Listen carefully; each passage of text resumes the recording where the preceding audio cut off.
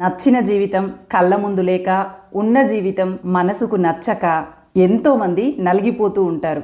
కానీ అలా నలిగిపోతూ కూడా నచ్చని జీవితంలో కూడా నచ్చిన జీవితాన్ని మార్చుకోవడం కోసం ప్రయత్నాలు చేసేటువంటి వాళ్ళు మాత్రమే తెలివి కలిగినటువంటి వాళ్ళుగా చెప్పబడతారు. నచ్చని జీవితంలో నుండి కూడా అవకాశాలను వెతుక్కుంటూ నచ్చిన జీవితంగా మార్చుకోగలగాలి. అలా మార్చుకునే క్రమంలో తప్పుడు పనులను ఎంచుకోకూడదు. సరైనటువంటి మార్గంలో మాత్రమే వెళ్ళగలగాలి.